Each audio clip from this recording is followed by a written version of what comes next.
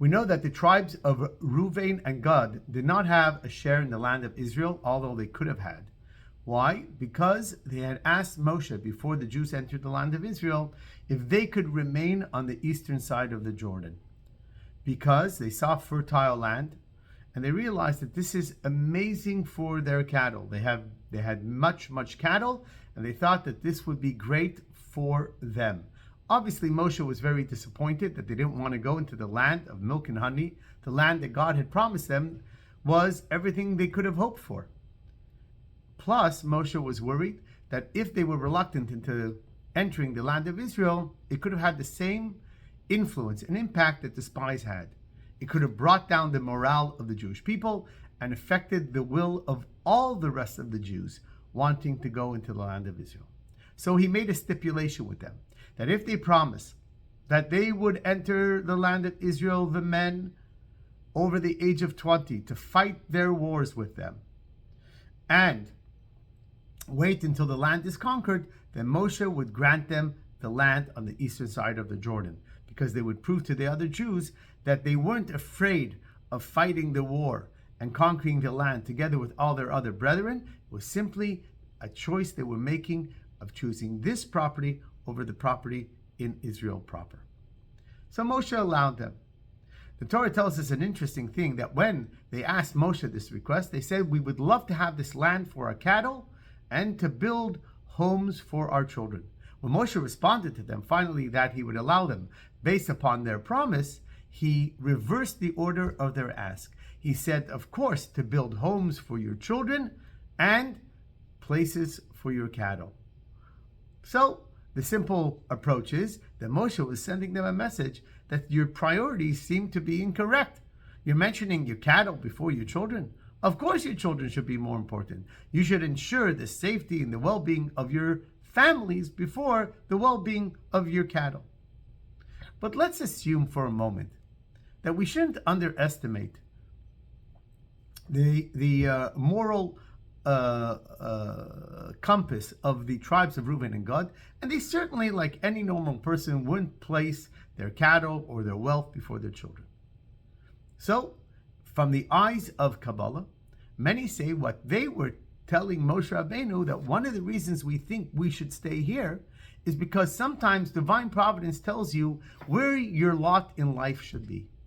So they thought, if we have lots of cattle and this particular area is perfect for us, maybe God is sending us a message that our work to improve ourselves, to improve our surroundings, to improve the world is meant to be outside of the borders of Israel and not inside the borders of Israel. And maybe this is where our goral, this is where really our mission in life is supposed to be. So Moshe Rabbeinu told them in response that while you may be right, and you may be seeing this from truly a spiritual point of view, and a service of God point of view, and you're not being just simply people with the wrong priorities, nonetheless, even with that, you could have gotten it wrong. Why? Because sometimes we're not always making choices between, a clear case of course I have to choose A over B. Of course I have to choose family over spending my whole life working in a business. Now, sometimes we get caught and we fail at that. But if you would ask that question, what's more important to a child? So we're not talking about that. What we're talking about is that sometimes you have two priorities and both of them are important.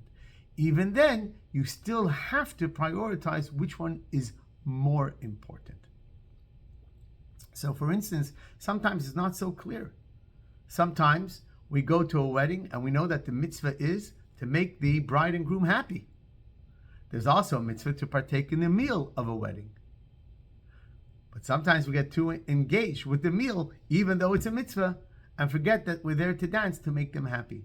Both are mitzvahs, both are commandments from God. We also have a commandment to work and to provide for our family, so we can also give them a proper Jewish education.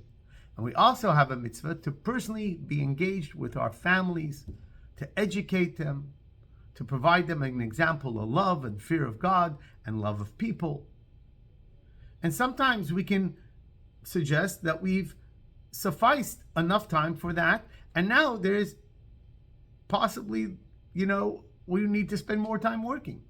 Even though we're balanced and we have two priorities, sometimes even then we have to ensure to prioritize one over the other.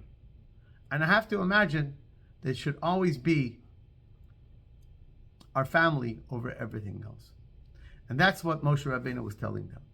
I know you're not here just because you're preoccupied with your cattle and you're putting your wealth over your children. I know that you see this from a spiritual point of view.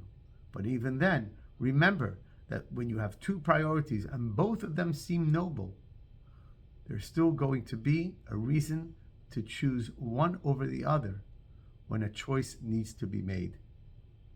So Hashem should bless all of us to always prioritize in the right order and make sure that the most important things are on the top of the list and not secondary or third. Have a great Shabbos.